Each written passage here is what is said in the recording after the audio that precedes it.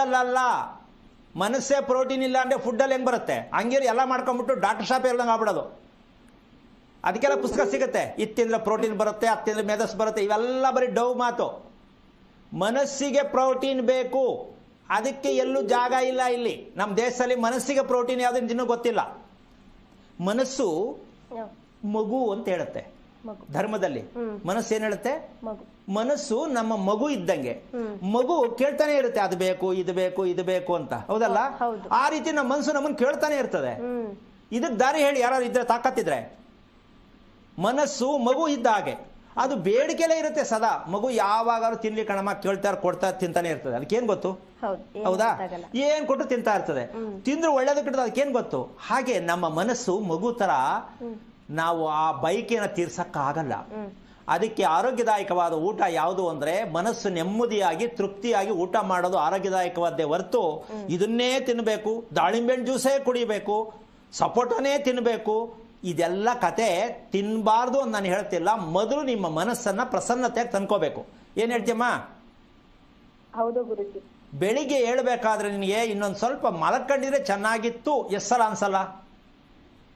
ಅನ್ಸುತ್ತೆ ಗುರುಜಿ. ಅಮ್ಮ, ಆ ರೋಗಕ್ಕೆ ದಯವಿಟ್ಟು ಬೇಜಾರು ಮಾಡ್ಕೊಬೇಡ. ರೋಗ ಅಂತ ಯಾಕೆ ಹೇಳ್ತೀನಿ, ಅರ್ಥ ಆಗ್ಲಿ ಅಂತ. ಆ ರೋಗಕ್ಕೆ ಎಲ್ಲರೂ ಔಷಧ ಇದೆಯಾ ಸ್ವಲ್ಪ ಯೋಚನೆ ಮಾಡು. ಮೆಡಿಕಲ್ಲಲ್ಲೇ ಆಗಲಿ, ದೇವಸ್ಥಾನದಲ್ಲಾಗಲಿ, ಪುರೋಹಿತರ ಹತ್ರ ಆಗಲಿ, ಮಲಗುವಾಗ ಬೆಳಗ್ಗೆ ಹೇಳ್ಬೇಕಾರೆ ಯಾರಿಗೆ ಮನಸ್ಸಲ್ಲಿ ಬೇಜಾರಾಗಿ ನೋವು ತೂಕ ಇದ್ಕೊಂಡು ಹೇಳ್ತಾರೋ ಅವ್ರ ಜೀವಂತ ಸತ್ತಿದ್ದಾರೆ. ಬೆಳಿಗ್ಗೆ ಎದ್ರೆ ಕಣ್ಬಿಡಕ್ಕೆ ಆಗಲ್ಲ, ಅಡಿಗೆ ಮನೆ ಎಲ್ಲದೇ ಗೊತ್ತಾಗಲ್ಲ, ಈ ರೀತಿ ಎಲ್ಲ ತಲೆ ಕೆಟ್ಟಿರುತ್ತೆ. ಅಂದ ಮೇಲೆ ಇದಕ್ಕೆ ಮೆಡಿಸಿನ್ ಎಲ್ಲಿದೆ? ಇದಕ್ಕೆ ಪ್ರೋಟೀನ್ ಎಲ್ಲಿದೆ? ಈ ಪ್ರೋಟೀನ್ನೇ ನಿದ್ದೆ. ಅರ್ಧಂಬರ್ಧ ನಿದ್ದೆ ಆಗಿರುತ್ತೆ, ಬೆಳಗ್ಗೆ ಹೇಳಕ್ಕಾಗಲ್ಲ. Very simple.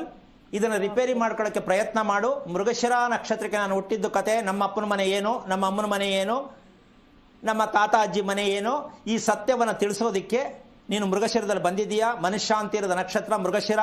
ಮತ್ತೆ ಮದುವೆ ಅನ್ನೋದ್ರಲ್ಲಿ ಹತ್ರಕ್ಕೆ ಬಂದರೂ ಕಟ್ಟಾಗತ್ತೆ.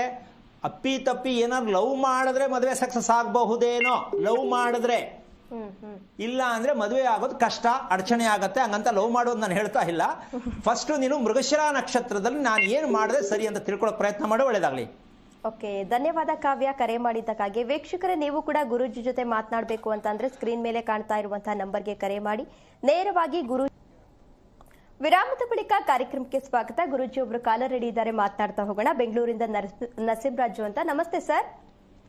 ನಮಸ್ತೆ ಮೇಡಮ್. ಯಾರ ಬಗ್ಗೆ ಕೇಳಬೇಕಿತ್ತು? ಅನನ್ಯ ಅಂತ ಅವ್ರ ಬಗ್ಗೆ ಕೇಳಬೇಕು. ಓಕೆ, ನಕ್ಷತ್ರ ಹೇಳಿ. ಮಗಳು ಬಂದು ನಕ್ಷತ್ರ ಭರಣಿ ನಕ್ಷತ್ರ. ಭರಣಿ ನಕ್ಷತ್ರ. ಓಕೆ, ಗುರೂಜಿ ಇದ್ದಾರೆ, ಮಾತನಾಡಿ. ಹಲೋ ಸ್ವಾಮಿ, ನಮಸ್ತೆ. ನಾರಾಯಣ ಹೇಳಿ. ನರಸಿಂಹರಾಜ್ ಅವರೇ, ಎಷ್ಟು ವಯಸ್ಸು ನಿಮ್ಗೆ? ಏನ್ ಮಾಡ್ತಾ ಇದ್ದೀರಾ? ಸ್ವಾಮಿ, ಸುಮಾರು ನಮ್ಗೆ ಒಂದು 55 ವರ್ಷ.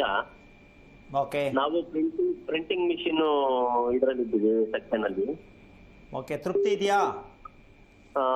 ಕೆಲಸದಲ್ಲಿ ತುಂಬಾ ತೃಪ್ತಿ ಇದೆ. ನಮ್ಮ ಜೀವನದಲ್ಲಿ ಸ್ವಲ್ಪ ಯಾಕೆ ತುಂಬಾ ಚೆನ್ನಾಗಿದೆ. 8ರಿಂದ 9 ವರ್ಷದಿಂದ ತುಂಬಾ ನೆಲ ಕಚ್ಚಿಬಿಟ್ಟಿದ್ದೀನಿ ಗುರುಗಳೇ. ಅದ ಕಾರಣ ತಿಳ್ಕೊಳ್ಳಿಲ್ವಾ? ಇಲ್ಲ ಗುರುಗಳೇ. ನಾನು ಯಾಕೆ ಪುರುಸತ್ತಿಲ್ವಾ?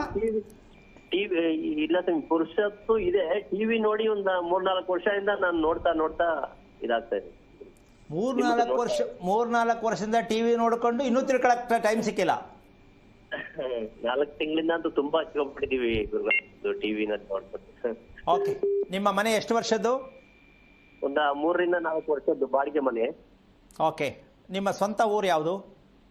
ಇಲ್ಲೇ ಮಾಗಡಿ. ಅಲ್ಲಿ ಯಾರಿದ್ದಾರೆ? ಅಲ್ಲಿ ತಂದೆ ಇಲ್ಲ, ತಾಯಿ ಇದ್ದಾರೆ, ತಮ್ಮ ಇದ್ದಾರೆ. ಓಕೆ, ನೀವು ಇಲ್ಲಿ ಬೆಂಗಳೂರಲ್ಲಿ ಇರೋದಾ? ಬೆಂಗಳೂರಲ್ಲಿ ಇರೋದು. ಓಕೆ, ನಿಮ್ಮ ಕುಟುಂಬ ಒಂದು ಕಡೆ ಸೇರಿಲ್ಲ, ನಾವು ಛಿದ್ರವಾಗಿದ್ದೀವಲ್ಲ ಅಂತ ಅನ್ಸಲ್ವಾ? ಅನ್ನಿಸ್ತಾ ಇದೆ ಸ್ವಾಮಿ. ಮೊದ್ಲು ತುಂಬಾ ಎಲ್ಲಾ ಫ್ಯಾಮಿಲಿ ತುಂಬಾ ನಾವು 4 ಜನ ಅಣ್ಣ ತಮ್ಮಂದಿರು ಒಂದೇ ಗೂಡ್ ತರ ಇದ್ವಿ. ಕೊರೋನಾ ಇಂದ ಈಚೆಗೆ ಫುಲ್ ಎಲ್ಲ ಚಿತ್ರಾನ್ನ ಎದ್ದೋಗ್ಬಿಟ್ಟಿದೀವಿ ಗುರುಗಳೇ. ಓಕೆ, ನಿಮ್ ತಂದೆ ಹೋಗಿ ಎಷ್ಟು ವರ್ಷ ಆಯ್ತು? ಸುಮಾರು ಆಯ್ತು ಗುರುಗಳೇ, ಒಂದು 15 ವರ್ಷ ಆಗಿರುತ್ತೆ. ಏನಾಗಿತ್ತು ಅಪ್ಪಂಗೆ? ಅವ್ರ ವಯಸ್ಸಾಗಿತ್ತು ಸ್ವಲ್ಪ ಹಂಗೆ. ಎಷ್ಟು ವಯಸ್ಸು? ಅವಾಗ ಹೋದಾಗಿರ್ಬೋದು ಒಂದು 60 ವರ್ಷ. 60 ವರ್ಷಕ್ಕೆ ವಯಸ್ಸಾಗಿತ್ತು ಅಂತೀರಲ್ಲಪ್ಪ? ಇಲ್ಲ ಗುರುಗಳೇ, ಒಂದು 70 ವರ್ಷದ ಮೇಲಾಗಿತ್ತು. ಓಕೆ, ಈಗ ನಿಮ್ಮ ತಂದೆ ಸತ್ತಿದ್ದು, ನಿಮ್ಮ ತಂದೆ ಜೀವನ ನೆಮ್ಮದಿಯಾಗಿ ಆರೋಗ್ಯವಾಗಿತ್ತಾ? ಅವ್ರ ಆರೋಗ್ಯನ ಅಷ್ಟೊಂದು ಇರ್ಲಿಲ್ಲ ಗುರುಗಳೇ. ನೆಮ್ಮದಿ ಇತ್ತಾ? ನೆಮ್ಮದಿನೂ ಏನು ಇರ್ಲಿಲ್ಲ ಗುರುಗಳೇ. ಓಕೆ, ಯಾಕೆ ಇದನ್ನು ಕೇಳ್ತೀನಿ ಅಂತಂದ್ರೆ, ನಿಮ್ಮ ತಂದೆ ಏನ್ ತಪ್ಪು ಮಾಡಿದ್ದಾರೆ, ನೀವು ನಿಮ್ಮ ತಂದೆಗೆ ಏನ್ ತಪ್ಪು ಮಾಡಿದ್ದೀರಾ ಅಂತ ತಿಳ್ಕೊಬೇಕಾಗಿದ್ದು ನೀವು. ಹೌದು ಗುರುಗಳೇ. ಅರ್ಥ ಆಯ್ತಾ? ಆಯ್ತು. ನಿಮ್ಮ ಅಪ್ಪನಿಗೆ ಊಟ ಯಾಕೆ ಆಗ್ತಾ ಇಲ್ಲ? ಹೌದು ಗುರುಗಳೇ. ಈಗ ನಿಮ್ಗೆ ಕಾಸು ಸಿಕ್ಕಲ್ಲ, ಸಿಕ್ಕಿದ್ರು ಬೇರೆಯವ್ರು ಸಿಗುತ್ತೆ, ನಿಮ್ಗೆ ತಗಡ್ ಪೀಸ್ ತರ ಕಾಣಿಸುತ್ತೆ. ನೀವು ತುಳ್ಕೊಂಡು ಹೋಗಿರ್ತೀರ, ಇನ್ನೊಬ್ಬ ಬಂದು ಕಾಸು ಅಂತ ಎತ್ಕೊತಾನೆ. ಇದು ನಿಮ್ ಲೈಫು. ಹೌದು ಗುರುಗಳೇ. ಹೌದು ಗುರುಗಳೇ. ಹೆಂಗಿದೆಯಮ್ಮ? ಚಿನ್ನ ಸಿಕ್ಕರು ತುಳ್ಕೊಂಡು ಹೋಗಿರ್ತಾರೆ, ಹಿಂದ್ಗಡೆ ಎತ್ಕೊತಾನೆ, ಅಯ್ಯೋ ನಾನು ಅಲ್ಲೇ ಬಂದೆ ನೋಡಿ ಯಾಕೆತ್ತಿಲ್ಲ, ಇದು ಕತೆ. ಸಿಕ್ಕಿಲ್ಲ. ಕಾರಣ ಏನು ಅಂದ್ರೆ, ಎಷ್ಟೋ ಸಲ ಹುಡುಗಿರ್ನ ಹುಡುಕಿ ಹುಡುಕಿ ಹುಡುಕಿ ಹುಡುಕಿ ಮೊದಲು ನೋಡಿದ್ರೆ ಅಲ್ಲೇ ಬಂದ್ ಮಾಡ್ಕೊತಾರೆ. ಹುಡುಕಿದ್ದು ಮೊದಲು ನೋಡಿದ್ರೆ ಅಲ್ಲೇ ಬಂದು ಮದುವೆ ಮಾಡ್ಕೊತಾರೆ. ಯಾಕೆ ಅಂದ್ರೆ ನಮ್ ಜನಕ್ಕೆ ಇನ್ನೂ ಬುದ್ಧಿ ಇಲ್ಲ. ಕಾರಣ ಸಿಗ್ಬೇಕಿತ್ತ ಸರಿಯಾಗಿರೋ ಸಿಕ್ಕೇ ಸಿಗತ್ತೆ. ಆ ಸಿಗಬೇಕಾದ್ರೆ ನಾವು ಸರಿಗಿರ್ಬೇಕು. ನಾವು ಸರಿಗಿಲ್ಲ ಅಂದ್ರೆ ನಮ್ಗೆ ಸರಿಯಾಗಿರೋ ಸಿಕ್ಕಲ್ಲ. ನಾವು ಸರಿಗಿಲ್ಲ ಯಾವ್ದೋ ನಮ್ಗೆ ಗೊತ್ತಿಲ್ವಲ್ಲ. ನಾವು ಸರಿಯಾಗಿರ್ಬೇಕು. ಹೇಗದು ಸರಿಯಾಗಿ ಗೊತ್ತಿದ್ಯಾ? ಇಲ್ಲ. ಮತ್ ಸರಿಯಾಗಿ ಇಲ್ಲ ಅಂದ್ರೆ ಸರಿಯಾಗಿರೋದು ಹೆಂಗ್ ಸಿಗತ್ತೆ? ನೀನ್ ಸರಿಯಾಗಿದ್ರೆ ಸರಿಯಾಗಿರೋದು ಸಿಗತ್ತೆ. ನೀನೇ ಸರಿಯಾಗಿಲ್ಲ, ನೀನ್ ಸರಿಯಾಗೋದು ಯಾವಾಗ ಗೊತ್ತಿಲ್ಲ. ನಾನು ಸರಿಯಾಗೋದು ಅಂದ್ರೆ ಯಾವುದು ಗೊತ್ತಿಲ್ಲ. ಮತ್ತೆ ಚೆನ್ನಾಗಿರೋದು ಬೇಕು, ಸರಿಯಾಗಿರೋದು ಬೇಕು ಅಂದ್ರೆ ಹೆಂಗ್ ಹುಡುಕ್ತೀರಿ ನೀವು? ಪ್ರತಿಯೊಬ್ಬರಿಗೂ ನಾನು ಕೇಳ್ತೀನಿ ಪ್ರಶ್ನೆನ, ಅಲ್ವೇನಮ್ಮ? ಹೌದು. ನನಗೆ ಚೆನ್ನಾಗಿರೋದು ಬೇಕು. ಚೆನ್ನಾಗಿರೋದು ನೀನ್ ಚೆನ್ನಾಗಿದೆಯಾ? ಇಲ್ಲ. ಮತ್ತೆ ಚೆನ್ನಾಗಿರೋದು ಹೆಂಗ್ ಸಿಗುತ್ತೆ ನಿನಗೆ? ನೀನು ಆರೋಗ್ಯಗಿದ್ರೆ ಇನ್ನೂ ಆರೋಗ್ಯ ಕೇಳು. ನೀನೇ ಆರೋಗ್ಯ ಇಲ್ಲ, ಆರೋಗ್ಯ ಇರೋ ಹುಡುಗಿ ಬೇಕು ಅಂದ್ರೆ ಇವ್ರಿಗೆ ಇಷ್ಟು ವಯಸ್ಸು 50 ವರ್ಷ ಆದ್ರೂ ಕೂಡ ಇನ್ನೂ ಬರೀ ಚಡ್ಪಡಿಸ್ತಾ ಇದ್ದಾರೆ ಹೊರತು, ಇಲ್ಲ ಇದು ನಮ್ಮ ಸೋಮಾರಿತನ, ನಮ್ಮ ಬೇಜವಾಬ್ದಾರಿತನ ಅಂತ ತಿಳ್ಕೊಳ್ದೆ, ಅದನ್ನ ಅರ್ಥಕೊಳ್ದೆ ಇದ್ದಾಗ ಪಾಪ ಭರಣಿ ನಕ್ಷತ್ರದ ಮಗು ಬಂತು. ಇನ್ನು ಐತೆ ಇವರಿಗೆ ಮಾರಿ ಹಬ್ಬ. ಭರಣಿ ನಕ್ಷತ್ರ ಆಗೋಯ್ತು ಸ್ವಾಮಿ ಮಾರಿ ಹಬ್ಬ. ಅಲ್ಲ, ಆಗ್ತಾ ಹೋಯ್ತಲ್ಲಿ ಇನ್ನೂ ಆಗತ್ತೆ, ಇನ್ನೂ ಬೇಕಾದಷ್ಟು ನೋಡ್ಬೇಕು. ಮನೆಯಲ್ಲಿ ತಾಯಿಗಾಗ್ಲಿ, ಹೆಂಡತಿಗಾಗ್ಲಿ, ಅಕ್ಕ ತಂಗಿಯರಿಗಾಗ್ಲಿ, ಕುಟುಂಬದಲ್ಲಿ ಯಾರಿಗೆ ಹೆಣ್ಣು ಮಕ್ಕಳಿಗಾಗ್ಲಿ ಜೀವನ ಪರ್ಯಂತ ಅಲೆಮಾರಿಗಳ ತರ ಅಲಿಲೇಬೇಕು ಒಂದು ಭರಣಿ ನಕ್ಷತ್ರ. ಎಷ್ಟು? 7 ತಲೆಮಾರು, 700 ವರ್ಷದ ಇತಿಹಾಸ ತೋರಿಸುತ್ತೆ ಒಂದು ನಕ್ಷತ್ರ. ಅಂತ ಭರಣಿ ನಕ್ಷತ್ರ ಹುಟ್ಟಿದ್ರೆ ಏನು ಅಂದ್ರೆ ಅಲೆಮಾರಿ ಜೀವನ ಅಂತ ಅದ್ರ ಫೌಂಡೇಶನ್. ಅಲೆಮಾರಿ ಜೀವನ. ಭರಣಿ ನಕ್ಷತ್ರದ ಮೂಲ ಫೌಂಡೇಶನ್ ಯಾವುದು? ಕುಟುಂಬದ್ದು, ವಂಶದ್ದು ಅಂದ್ರೆ ಅಲೆಮಾರಿ ಜೀವನ. ಯಾರಿಗೂ ಗಂಡನಿಗೆ ಹೆಂಡತಿ ಇಲ್ಲ, ಹೆಂಡತಿಗೆ ಗಂಡ ಇಲ್ಲ, ಗಂಡ ಹೆಂಡತಿ ಇಬ್ರು ಇದ್ರು ಚೆನ್ನಾಗಿಲ್ಲ. ಇದು ಜೀವನದ ಇತಿಹಾಸ. ವಂಶದಲ್ಲಿ ಒಂದು ಮಗು ಹುಟ್ಟಿದ್ರೆ ಭರಣಿಯಲ್ಲಿ ತಿಳ್ಕೋಬೇಕು ನಾವು ಕಂಪ್ಲೀಟ್ ಯಾವ ಕಾರಣಕ್ಕೂ ಯಾವತ್ತು ವಾಶ್ಔಟ್ ಆಗ್ತೀವೋ. ಅದಕ್ಕೆ ಇವತ್ತು ಈ ನಕ್ಷತ್ರಗಳು ಜಾಸ್ತಿ ಆಗಿರೋದ್ರಿಂದ ಚಳಿಗಾಲದಲ್ಲಿ ಮಳೆಗಾಲ, ಮಳೆಗಾಲದಲ್ಲಿ ಚಳಿಗಾಲ, ಅದ್ರ ಮಧ್ಯದಲ್ಲಿ ಬೇಸಿಗೆ ಕಾಲ, ಇವು 3 ಚೌಚೌಬಾತಾಗಿ ಅನುಭವಿಸ್ತಾ ಇದೀವಿ. ಏನೇನಮ್ಮ? ಬೆಳಗ್ಗೆ ಎಲ್ಲ ಭಯಂಕರ ಬಿಸಿಲು, ಆಯ್ತಾ? ರಾತ್ರಿ ಭಯಂಕರ ಚಳಿ, ಹೆಂಗೆ ಚೌಚೌಬಾತು.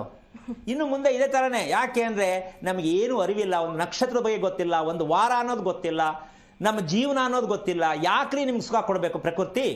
ನೀವೇನು ಒಳ್ಳೇದು ಮಾಡಿದ್ದೀರಾ ಪ್ರಕೃತಿಗೆ ಅಂತ ನಿಮ್ಗೆ ಒಳ್ಳೇದು ಕೊಡಬೇಕು? ಯಾವ ಟೈಮಲ್ಲಿ ಬೆಂಕಿ ಬೀಳುತ್ತೋ, ಯಾವ ಟೈಮಲ್ಲಿ ನೀರಿಂದ ಮುಳುಗೋಗುತ್ತೋ ಅನುಭವಿಸೇ ತಿರ್ಬೇಕು. ಧರ್ಮ ಅನ್ನೋದನ್ನ ನಾವು ತೆಗೆದು ಸೈಡ್ಗೆ ಬಿಸಾಕಿದ್ದೀವಿ. ದುರಹಂಕಾರ ಜಾಸ್ತಿ ಆಗ್ತಾ ಇದೆ. ಆ ದುರಹಂಕಾರವನ್ನ ಕಮ್ಮಿ ಮಾಡಬೇಕೆ ಈ ನಕ್ಷತ್ರದ ಮಕ್ಕಳು ಹುಡ್ತಾ ಇದ್ದಾರೆ. ಇದನ್ನ ಹೇಳುವಂತ ಪುಣ್ಯಾತ್ಮರಂತೂ ಇಲ್ಲವೇ ಇಲ್ಲ. ಇನ್ನು ಕೇಳಿಸ್ಕೊಳ್ಳೋದಕ್ಕೆ ಸಮಯ ಇಲ್ಲ. ಸುಮ್ಮನೆ ಶಾಸ್ತ್ರ ಕೇಳ್ದಂಗೆ ಕೇಳ್ಕೊಂಡು ದೇವ್ರ ಹತ್ರ ಕೂತ್ಕೊಂಡು ಹತ್ಕೊಂಡು ಜೀವನ ಅನುಭವಿಸ್ತೀವಿ. ನಿಮ್ಗೆ ಅರ್ಥ ಆಯ್ತಾ? ಬೇಜಾರಾಯ್ತಾ? ಹಲೋ, ಏನಿಲ್ಲ ಗುರು, ಆತರ ಏನ್ ತೊಂದರೆ ಇಲ್ಲ. ಒಂದ್ ನಿಮಿಷ ಕೇಳಿಸ್ಕೊಳ್ಳಿ. ನಿಮ್ಮ ಅಪ್ಪನಿಗೆ ಜನ್ಮ ಕೊಟ್ಟ ಋಣ ತೀರಿಸ್ಬೇಕಾ ಬೇಡವಾ? ತೀರಿಸಿ. ಮೊದಲು ಒಂದನ್ನ ಕೆಲಸ ಮಾಡಿ, ಒಂದು ಕೆಲಸ ಸರಿಯಾಗಿ ಮಾಡಿ, ಆಮೇಲೆ ದಾರಿ ತೋರಿಸುತ್ತೆ. ನೀವು ಸುಮ್ಮನೆ ಕತೆ ಕೇಳ್ಕೊಂಡು ಉದ್ದಕ್ಕೆ ನಿಮ್ದೇ ಕಲ್ಪನೆ ಮಾಡ್ಕೊಂಡು ಚೇಂಜ್ ಮಾಡ್ಕೋಬೇಡಿ. ಜನ್ಮ ಕೊಟ್ಟವರ ಋಣ ತೀರಿಸ್ಬೇಕಾ ಬೇಡವಾ ಡಿಸೈಡ್. ಮತ್ತೆ ಅದ್ರ ಮತ್ತೆ ತಪ್ಪು ಮಾಡ್ಕೋಬೇಡಿ. ಎಲ್ಲೋ ಶ್ರೀರಂಗಪಟ್ಟಣಕ್ಕೆ ಹೋಗಿದೆ ಸ್ವಾಮಿ, ಕಾಶಿಗೆ ಹೋಗಿ ಬಂದೆ, ಅದು ಪುರೋಹಿತರುಗಳದೇ ಮಾಡಿಬಿಟ್ರು ಅಂದ್ರೆ ನಿಮ್ಮ ಹಣೆ ಬರ. ನಿಮ್ಮ ತಂದೆ ಹೋಗಿರ್ತಕ್ಕಂಥ ಕಾರಣ, ಆ ದಿನದಲ್ಲಿದ್ದಂತಹ ತಿಥಿ ನಕ್ಷತ್ರಗಳು, ಅದಕ್ಕನುಸಾರವಾಗಿ ಕುಟುಂಬದ ಮೇಲೆ ಏನೆಲ್ಲ ಪರಿಣಾಮ ಇರುತ್ತೆ, ಏನು ಅನುಭವಿಸ್ತಾ ಇದ್ದೀರಾ, ಇದಕ್ಕೆ ರಿಪೇರಿಯಲ್ಲಿ, ಜಾಗ ಎಲ್ಲಿ, ಸಮಯ ಎಲ್ಲಿ, ಪುರೋಹಿತ ಎಲ್ಲಿ, ಇದೆಲ್ಲವನ್ನು ತಿಳ್ಕೊಂಡು ಮಾಡಿದ್ರೆ ಸರಿ. ಅಲ್ಲಿ ಹೋದ ಸಮಯ ಒಂದು 500 ಕೊಟ್ಟೆ ಅಯ್ಯಪ್ಪ ಮಾಡಿದ್ರು ಅಂದರೆ ಅದು ನಿಮ್ಮ ಹಣೆ ಬರ. ಕ್ರಮಬದ್ಧವಾಗಿ ನಡೀಬೇಕು ಸಂಸ್ಕಾರಗಳು. ಇದನ್ನು ಮಾಡೋಕ್ಕೆ ಪ್ರಯತ್ನ ಮಾಡಿ. ಎಲ್ಲೂ ಏನು ತಲೆ ಕೆಡಿಸ್ಕೋಬೇಡಿ. ಫಸ್ಟ್ ತಿಳ್ಕೊಳ್ಳಿ ಕರೆಕ್ಟಾಗಿ. ಒಳ್ಳೆಯದಾಗಲಿ. ಓಕೆ, ಧನ್ಯವಾದ ಸರ್ ಕರೆ ಮಾಡಿದ್ದಕ್ಕಾಗಿ. ಇದೀಗ ಮೈಸೂರಿಂದ ಮಂಜುನಾಥ್ ಅಂತ ಒಬ್ರು ಕಾಲರ್ ರೆಡಿ ಇದ್ದಾರೆ, ಮಾತನಾಡ್ತಾ ಹೋಗೋಣ. ನಮಸ್ತೆ ಸರ್. ಹಲೋ, ನಮಸ್ತೆ ಸರ್, ಯಾರ ಬಗ್ಗೆ ಕೇಳಬೇಕಿತ್ತು? ಮೇಡಮ್, ನನ್ನ ಬಗ್ಗೆನೇ ಕೇಳಬೇಕಿತ್ತು. ಓಕೆ, ತಮ್ಮ ನಕ್ಷತ್ರ ಹೇಳಿ. ನಮ್ದು ಆರಿದ್ರ ನಕ್ಷತ್ರ, ಮಿಥುನ ರಾಶಿ. ಆರಿದ್ರ ನಕ್ಷತ್ರ. ಗುರೂಜಿ ಇದ್ದಾರೆ, ಮಾತನಾಡಿ. ಹಲೋ, ನಮಸ್ಕಾರ ಗುರುಗಳೇ. ನಿಮ್ ಪ್ರೋಗ್ರಾಮ್ ತುಂಬಾ ನೋಡ್ತಾ ಇರ್ತೀನಿ. ಒಳ್ಳೆ ಬುಲೆಟ್ ಅಲ್ಲಿ ಗನ್ AK-47 ಹೊಡೆಯಲ್ಲ ಅಂತ ಫಟ್ ಫಟ್ ಅಂತ ಮಾತಾಡ್ತಾರೆ. ಜನಗಳು ಹೇಳಿದ್ರು ಇನ್ನೂ ತಿಳ್ಕೊಳ್ಳಲ್ಲ ಗುರುಗಳೇ, ಏನ್ ಮಾಡಮ್ಮ? ಯಾರು ತಿಳ್ಕೊಳ್ಳಲ್ಲ, ಯಾಕೆಂದ್ರೆ ಎಲ್ರಿಗೂ ಬೇಜಾರಯ್ಯೋ. ಯಾಕಂದ್ರೆ ಏನಾಗಿದೆ ಗೊತ್ತಾ, ನೀವೆಲ್ಲ ಸತ್ಯ ಹೇಳ್ತಿದ್ದೀರಾ, ನಿಮ್ ಯಾರು ಫಾಲೋ ಮಾಡಲ್ಲ. ಅವ್ರದ್ದೇನು ಎಲ್ಲ ಈಸಿಯಾಗಿ ತಗೋಬಿಡ್ತಾರೆ. ಆಮೇಲೆ ನಮ್ ಧರ್ಮ, ನೀವ್ ಹೇಳಿದ್ರಲ್ಲ ಧರ್ಮ ಕಾಪಾಡ್ಬೇಕು ಅಂತ, ಯಾರು ಧರ್ಮ ಕಾಪಾಡಲ್ಲ. ಆಮೇಲೆ ಯಾವುದೇ ದೇವಸ್ಥಾನಕ್ಕೆ ಹೋಗಿ ಮನಿ ಮೈಂಡ್ ಆಗ್ಬಿಟ್ಟಿದೆ. ನೀವ್ ಎಷ್ಟು ಪಾಪ ಕೂತ್ಕೊಂಡು ನಯ ಅವಿಗೆ ಎಲ್ಲಾನು ಹೇಳ್ಕೊಡ್ತೀರ, ಯಾರೋ ಕಲಿಯಲ್ಲ. ಏನ್ ಮಾಡೋದು, ಯಾರೋ ಮಾಡಿದ ತಪ್ಪಿಗೆ ನಮ್ಮಂತ ಪಾಪಿಗಳು ಅನುಭವಿಸ್ತಾ ಇದ್ವಿ. ಅದಕ್ಕೆ ಏನ್ ಮಾಡ್ಬೇಕು ಗೊತ್ತಾ? ಏನ್ ಮಾಡೋದು ಗುರುಗಳೇ? ಅಕ್ಕಪಕ್ಕ ನೋಡಬಾರ್ದು, ಪ್ರಪಂಚ ನೋಡಬಾರ್ದು. ನಾನು ಈ ಪಾಪ ಹೇಳ್ತಿರಲ್ಲ ಅದನ್ನ ಹೇಳ್ದೆ, ನಾವ್ ಯಾರನ್ನೂ ನೋಡೋದು ಇಲ್ಲ. ಅಲ್ಲ, ಒಂದ್ ನಿಮಿಷ ನಾನು ಹೇಳ್ತಾ ಇರೋದು, ಪ್ರತಿಯೊಬ್ರು ಏನ್ ಮಾಡ್ಬೇಕಂದ್ರೆ, ನಾವು ಏನ್ ಮಾಡಿದ್ವಿ, ಪಕ್ಕದ ಮನೆ ನೋಡಕ್ ಹೋಗ್ತೀವಿ, ನೋಡಬಾರ್ದು. ನಾನು ಈ ಭೂಮಿಯಲ್ಲಿ ಹುಟ್ಟಿದ್ದು ಏನಕ್ಕೆ ಅಂತ ಫಸ್ಟ್ ಪ್ರಶ್ನೆ ಹಾಕೋಬೇಕು. ನಾನು ಈ ಭೂಮಿಯಲ್ಲಿ ಏನು ಹುಟ್ಟಿದೆ ಅಂತ ನೀವಾಗ್ಲಿ ನಾನಾಗ್ಲಿ ಪ್ರಶ್ನೆ ಹಾಕೋಬೇಕಾ ಬೇಡವಾ? ಗುರುಗಳೇ, ಅದು ನಮ್ ಬಗ್ಗೆ ಕೇಳ್ಬೇಕಿತ್ತು. ಅದಕ್ಕೆ ಏನ್ ಕೇಳ್ಬೇಕಪ್ಪ ನಿಮ್ ಬಗ್ಗೆ? ನಮ್ಗೆ ಅಪ್ಪ ಅಮ್ಮ ಯಾರು ಇಲ್ಲ ಗುರುಗಳೇ, ಅನಾಥರು ನಾವು. ಎಷ್ಟು ವಯಸ್ಸು? ನಾವು ನನಗೆ 48 ವರ್ಷ ಆಯ್ತು. ಅಲ್ಲ, ಅಪ್ಪ ಅಮ್ಮ ಇಲ್ಲ ಅಂದ್ರೆ ಪ್ರಪಂಚದಲ್ಲಿ ಇರ್ತಕ್ಕಂಥವ್ರನ್ನೇ ನಾವು ಮಾಡ್ಕೋಬೇಕಪ್ಪ, ನೆಂಟ್ರಿಷ್ಟ್ರಂಗೆ. ಅದ್ಯಾಕೆ ಅನ್ಕೋಬೇಕು? ಯಾರು ಇಲ್ಲ ಮಾಡ್ಕೊಳ್ಳ ನೋಡಿ, ಸಂಬಂಧಿಕರಿಗೆ ಹೋಗ್ತೀರ, ಅವರು ಕೈ ಬಿಟ್ರು. ಅಂದ್ರೆ ಏನೋ ಒಂದ್ ಕೆಲಸ ಮಾಡ್ಕೊಂಡು ಚೆನ್ನಾಗಿದೆ, ಏನೋ ಮುಟ್ಟದ್ದೆಲ್ಲ ಏನೋ ಆಯ್ತಾನೆ ಇಲ್ಲ ಗುರುಗಳೇ. ನಿಮ್ ನಕ್ಷತ್ರ ಏನಪ್ಪಾ? ನಮ್ದು ಆದಿತ್ಯ ನಕ್ಷತ್ರ. ಓಕೆ, ನೀವ್ ಏನ್ ಮಾಡ್ತಾ ಇದ್ರಿ ವೃತ್ತಿ? ನಾವು ಎಲೆಕ್ಟ್ರಿಕಲ್ ಕೆಲಸ ಗುರುಗಳೇ. ನಿಮ್ ತಂದೆ ಏನ್ ಮಾಡ್ತಿದ್ರು? ನಮ್ ತಂದೆ ಚಿನ್ ಕೆಲಸ ಮಾಡ್ತಿದ್ರಂತೆ. ನೀವು ನೋಡಿಲ್ವಾ? 2 ವರ್ಷ ನಂಗೆ. ಈಗ ನೀವು ತಿಳ್ಕೊಬೇಕು, ನಮ್ಮಪ್ಪ ನಾನು ಹುಟ್ಟಬೇಕಾದ್ರೇನೆ ಪಾಸ್ಪೋರ್ಟ್ ರೆಡಿ ಆಗಿತ್ತು ಅಂದ್ರೆ ನಾನೆಂತ ಅದೃಷ್ಟವಂತ ಅಂತ ನೀವು ಅವತ್ತೇ ತಿಳ್ಕೊಬೇಕಿತ್ತು. ಬೇಡ, ನಿಮ್ಮಮ್ಮ ತಿಳ್ಕೊಬೇಕಿತ್ತು. ಮಗು ಗರ್ಭಾವ್ಯವಸ್ಥೆಯಲ್ಲಿ ಇರಬೇಕಾದ್ರೆ ತಂದೆ ಹೋದ್ರೆ, ಮಗು ಚಿಕ್ಕದ್ರಲ್ಲೇ ತಂದೆ ಹೋದ್ರೆ ನತದೃಷ್ಟರು ನಾವು, ಅಧರ್ಮಿಗಳು, ಕ್ರೂರಿಗಳು, ಭ್ರಷ್ಟರು, ಎಲ್ಲವನ್ನು ನೀವೇ ಡಿಸೈಡ್ ಮಾಡಬೇಕು. ಇಲ್ಲ ಗುರುಗಳೇ, ನಾವು ಹೋದ್ರೆ ನತದೃಷ್ಟರು ನಾವು, ಅಧರ್ಮಿಗಳು, ಕ್ರೂರಿಗಳು, ಭ್ರಷ್ಟರು, ಎಲ್ಲವನ್ನು ನೀವೇ ಡಿಸೈಡ್ ಮಾಡಬೇಕು. ಇಲ್ಲ ಗುರುಗಳೇ, ನಾವು ಹಂಗ ಅನ್ಕೊಂಡಿಲ್ಲ. ಒಂದ್ ನಿಮಿಷ ಕೇಳಿಸ್ಕೊಳ್ಳಿ. ಆರಿದ್ರ ನಕ್ಷತ್ರಕ್ಕೆ ಮಗು ಬರ್ತಕ್ಕಂಥದ್ದು ಏನು ಅಂತ ತಿಳ್ಕೊಂಡಿದ್ದೀರಾ? ಕುಟುಂಬವೇ ವಾಶ್ಔಟ್. ಹಾ, ಧರ್ಮ ಅನ್ನೋದು ಗೊತ್ತಿಲ್ಲ ನಿಮ್ಮ ಅಪ್ಪನಿಗೆ, ನಿಮ್ಮ ಅಮ್ಮನ ಮನೆ, ಎರಡೂ ಮನೆಗೂ ಏನು ಕೇಳಬೇಡಿ. ನೀವೆಲ್ಲ ಅನುಭವಿಸಕ್ಕಾಗತ್ತೆ? ನೀವು ಕುಟುಂಬದಿಂದ ಹೊರಗೆ ಇರಬೇಕು. ಅಪ್ಪ ಅಮ್ಮ ಇದ್ರು, ಅಕ್ಕ ತಂಗಿರಿದ್ರು, ಎಲ್ಲ ವಾಶ್ ಔಟ್ ಆಗಿ ಅವರೆಲ್ಲೋ ನೀವೆಲ್ಲೋ ಹಿಂಗೆ ಇರ್ಕೊಂಡು ಬದುಕಬೇಕು ಜೀವನ ಪರ್ಯಂತ. ಇದಕ್ಕೆ ರಿಲೀಫ್ ಇಲ್ಲ. ಕೊನೆಗೆ ನೀವಾರು ತಿಳ್ಕೊಬೇಕಿತ್ತು, ನಾನು ಈ ಪಾಪಿ ಯಾಕಾರು ಈ ನಕ್ಷತ್ರದಲ್ಲಿ ಹುಟ್ಟಿದೆ ಅಂತ ಕೇಳಬೇಕಿತ್ತು. ನೀವು ಯಾಕೆ ಕೇಳಲಿಲ್ಲ? ನನಗೆ ಫಸ್ಟ್ ಆಫ್ ಆಲ್ ಕೇಳಿ ಸಾಕಾಗೋಗಿ. ಒಂದ್ ನಿಮಿಷ, ನೀವು ಶಾಸ್ತ್ರ ಕೇಳಕ್ ಹೋದ್ರೆ ನಾನೇನ್ ಮಾಡ್ಲಪ್ಪ? ನಾನು ಶಾಸ್ತ್ರ ಹೇಳ್ತೀನಿ. ಶಾಸ್ತ್ರ ಹತ್ರ ಹೋದ್ರೆ ಇದೇ ಸಿಕ್ಕದ್ ನಿಮ್ಗೆ. ಯುಗಾದಿ ಹಬ್ಬ ಕಳೀಲಿ, ಅಮಾವಾಸ್ಯೆ ಕಳೀಲಿ ಅಂತ ಹೇಳಿ ಕಳಿಸ್ತಾರೆ ಅಲ್ವಾ? ಹೌದಾನೆ? ತಿರುಗಿಸ್ ಕೇಳಬೇಕು. ಬರ್ಕೊಟ್ಬಿಡಪ್ಪ ಒಂದು ಚೀಟಿ ಇಲಾಖೆ ಅಂತ ಕೇಳಬೇಕು ಅವ್ರಿಗೆ. ಆಗ ಬುದ್ಧಿ ಬರ್ತದೆ. ನೀನು ಯಾವಾಗ ಬರೀತೆ ಡೇಟ್ ಹಾಕ್ಕೊಡು, ನನಗೆ ಚೇಂಜ್ ಆಗಬೇಕು ಅಂತ ಕೇಳಬೇಕು. ನೀವು ನಿಮ್ಮನ್ನು ಕೇಳಕ್ಕಿಲ್ವಲ್ಲ ನಿಮಗೆ. ಅವ್ರು ಸುಳ್ಳು ಹೇಳ್ತಾನೆ ಹೋಯ್ತಾರೆ, ನೀವು ಸುಳ್ಳು ಕೇಳಿಸ್ಕೊಂಡೇ ಹೋಗ್ತೀರಾ. ಅಮಾವಾಸ್ಯೆ ಅದಕ್ಕೋಸ್ಕರವಾಗಿ ನೀವು ಬಿಟ್ಬಿಡೋದಲ್ಲ. ಬದುಕಬೇಕು ಅಂದರೆ ಕರೆಕ್ಟ್ ರೀತಿಯಲ್ಲಿ ನೀವು ಶಿವನ ದೇವಸ್ಥಾನಕ್ಕೆ ಹೋಗ್ತಕ್ಕಂತಹದ್ದು ಅಮಾವಾಸ್ಯೆ ಅಥವಾ ಭಾನುವಾರ ದಿನ ನದಿಯಲ್ಲಿ ಸ್ನಾನ ಮಾಡಿ ಶಿವನಿಗೆ ಹೋಗಿ ಒಂದು ಬಿಲ್ವಾರ್ಚನೆಯನ್ನ ಮಾಡಿಸಿ. ಆ ಬಿಲ್ವಪತ್ರೆಯನ್ನ ನಿಮ್ಮ ತಂದೆ ನಿಮ್ಮ ವಂಶದವ್ರು ನೆನೆಸ್ಕೊಂಡು ಜಿಂಬಲ್ಲಿ ಇಟ್ಕೊಂಡು ಮಲ್ಕೊಳ್ಳಿ. ನಿಮ್ಮ ತಂದೆ ಎಲ್ಲಿದ್ದಾರೆ, ಹೇಗಾಗಿದ್ದಾರೆ ಅಂತ ನಿಮ್ಮ ಕನ್ಸಲ್ಲಿ ಬರುತ್ತೆ. ಅವಾಗ ಗೊತ್ತಾಗುತ್ತೆ ನಾನು ಯಾಕೆ ಇಷ್ಟು ಲೇಟ್ ಮಾಡಿದೆ. ಈ ಕೆಲಸ ಮಾಡಿ, ಆಯ್ತಾ? ಒಳ್ಳೇದಾಗ್ಲಿ. ಓಕೆ, ಧನ್ಯವಾದ ಸರ್ ಕರೆ ಮಾಡಿದ್ದಕ್ಕಾಗಿ. ಗುರೂಜಿ, ನೀವಾಗಲೇ ಹೇಳ್ತಾ ಇದ್ರಿ ಹೆಣ್ಮಕ್ಳು ಯಾಕೆ ಸರಿಯಾಗಿ ಪೀರಿಯಡ್ಸ್ ಆಗಲ್ಲ ಅಂತ. ತಿಂಗಳಿಗೆ ಕರೆಕ್ಟಾಗಿ ಅವ್ರು ಯಾಕೆ ಸರಿಯಾಗಿ ಪೀರಿಯಡ್ಸ್ ಆಗಲ್ಲ? ಇಲ್ಲಿ ಒಂದು ವಿಷಯ ಏನಂದ್ರೆ, ನಾವು ಎಂತ ತಪ್ಪು ಮಾಹಿತಿಯಲ್ಲಿ ಹೋಗ್ತಾ ಇದ್ದೀವಿ ಅಂತಕ್ಕಂತಹ ಲೆಕ್ಕಾಚಾರಕ್ಕೆ ಹೋದ್ರೆ, ಮಕ್ಕಳು ಸರಿಯಾದ ರೀತಿಯಲ್ಲಿ ಪ್ರತಿ ತಿಂಗಳು ಪೀರಿಯಡ್ಸ್ ಆಗ್ತಕ್ಕಂಥ ವಿಚಾರದಲ್ಲಿ ಎಷ್ಟು ತಪ್ಪಾಗ್ತಾ ಇದೆ, ಏನೇನು ತಪ್ಪಾಗ್ತಾ ಇದೆ ಅಂತ ನಾವು ತಿಳ್ಕೊಂಡಿಲ್ಲ. ಹೌದು. ನಮಗೆ ಮೆಡಿಸಿನ್ ಮಾತ್ರ ತಗೋತೀವಿ, ರಿಪೇರಿ ಮಾಡ್ಕೊಳ್ತೀವಿ, ಮದುವೆ ಮಾಡ್ಬಿಡ್ತೀವಿ. ಆಯ್ತಾ? ಯಾವಾಗ ಮಗು ಮತ್ತೆ ತಾಯಿ, ಮಗು ಸೇಫ್ ಆಗಿರಕ್ಕೆ ಮಾತ್ರೆ, ಮಗು ಮಾಡ್ಕೊಳಕ್ಕೆ ಮಾತ್ರೆ, ಹೌದು, ಮಗು ಬೆಳೆಯಕ್ಕೆ ಮಾತ್ರೆ ಅಲ್ವಾ? ಹೌದು. ಈಗ ತಾಯಿನೂ ಮಾತ್ರೆ, ಮಗುನೂ ಮಾತ್ರೆ, ಎರಡು ಮಾತ್ರೆಯಲ್ಲೇ ಇರೋದ್ಮೇಲೆ ಆ ಮಗು ಹೆಂಗ್ ಚೆನ್ನಾಗಿರುತ್ತೆ ಅಂತಕ್ಕಂಥ ವಿಷಯ. ಇದಕ್ಕೆಲ್ಲ ಹಿಂದಕ್ಕೆ ಹೋದ್ರೆ ಪ್ರತಿ ತಿಂಗಳು ಏನಕ್ಕೆ ಆ ರೀತಿ ಆಗತ್ತೆ ಅಂದ್ರೆ, ಯಾರು ಆ 3 ದಿನ ನಾವು ನೆಮ್ಮದಿಯಾಗಿ ಆರೋಗ್ಯವಾಗಿರೋದಕ್ಕೆ ಆ 3 ದಿನವನ್ನ ಚೆನ್ನಾಗಿ ನೀವು ಬಳಸ್ಕೊಂಡು ತೃಪ್ತಿಯಾಗಿ ಯಾವ ಊಟವನ್ನ ತಿನ್ನಬೇಕು, ಹೇಗೆ ನಿದ್ದೆ ಮಾಡಬೇಕು, ಅವತ್ತು ಏನು ಮಾಡಬಾರ್ದು, ಈ 3 ದಿನಗಳ ಕಾಲ ನಮ್ಮ ದೇಹವನ್ನ ಶುದ್ಧಿ ಮಾಡ್ಕೋಬೇಕು ಅಂತ ಅಷ್ಟೇ ಮನಸ್ಸಲ್ಲಿ ಇಟ್ಕೋಬೇಕೇ ಹೊರ್ತು ಎಕ್ಸಾಮ್ ಮಿಸ್ ಆಯ್ತು ಒಬ್ಬರಿಗೆ, ಮದುವೆ ಸೆಟ್ ಆಗ್ಲಿಲ್ಲ ಇನ್ನೊಬ್ಬರಿಗೆ, ಹೌದಾ? ಈ ರೀತಿ ಯೋಚನೆ ಮಾಡ್ಕೊಂಡು ನೀವು 3 ದಿನ ರಜಾನೂ ಮಾಡ್ಕೊಳ್ಳೆ ತಿಳ್ಕೊಂಡು ಅಲ್ಲಿ ಇಲ್ಲಿ ಕೆಲಸ ಇನ್ನೊಂದು ಮಾಡ್ಕೊಂಡು ಅಲದ್ರೆ ನಿಮ್ಗೆ ಒಳ್ಳೆ ಮಗು, ನಿಮ್ಗೆ ಕರೆಕ್ಟ್ ಪೀರಿಯಡ್ಸ್ ಹೆಂಗಾಗತ್ತೆ? ಇನ್ನೊಂದು ತಿಂಗಳು ಇದಕ್ಕಿನ್ನ ಸಮಸ್ಯೆ, ಇನ್ನೊಂದು ತಿಂಗಳು ಅದಕ್ಕಿನ್ನ ಸಮಸ್ಯೆ, ಕೊನೆಗೆ ತಿಂಗಳುಗಟ್ಟಲೆ ಆಗೋದೇ ಇಲ್ಲ. ಕೆಲವು 2 ತಿಂಗಳಾದ್ರೂ ಆಗಲ್ಲ, 3 ತಿಂಗಳಾದ್ರೂ ಆಗಲ್ಲ, ಒಂದ್ಸಲ ಆಗತ್ತೆ ಒಂದ್ಸಲ ಇರುತ್ತೆ. ಸೊ ಇದಕ್ಕೆಲ್ಲ ಕಾರಣ ಏನಂದ್ರೆ ಮನಸ್ಸಲ್ಲಿರ್ತಕ್ಕಂಥ ಪ್ರೋಟೀನ್ ಇಲ್ಲ. ನಮ್ಮ ಮನಸ್ಸಲ್ಲಿ ಪ್ರೋಟೀನ್ ಇಲ್ಲ. ಪ್ರೋಟೀನ್ ಯಾಕಿಲ್ಲ ಅಂದ್ರೆ, ರಾತ್ರಿ ಊಟ ಯಾರು ಚೆನ್ನಾಗಿ ಮಜವಾಗಿ ನಾಲ್ಗೆ ರುಚಿಗೆ ಯಾರು ಹೆಣ್ಣು ಮಕ್ಕಳು ತಿಂತಾರೋ ಅವ್ರ ಪೀರಿಯಡ್ಸ್ ಎಲ್ಲ ಸತ್ತೋಗ್ತಾ ಹೋಗುತ್ತೆ. ರಾತ್ರಿ ಊಟ ಯಾರು ತಿಂತಾರೋ, ಅದರಲ್ಲೂ ತಿಂಗಳು ಪೀರಿಯಡ್ಸ್ ಆದಾಗ ಮಜವಾಗಿರ್ತಕ್ಕಂಥ ಪಾರ್ಸಲ್ ತರಿಸ್ಕೊಂಡು ಅದೋ ಇದೋ ಫ್ರೈ ಇನ್ನೊಂದು ತಿನ್ನೋರು ಯಾವ ಕಾರಣಕ್ಕೂ ಅವ್ರ ಜೀವನ ಪರ್ಯಂತ ಪಾಯ್ಸನ್ ಆಗತ್ತೆ.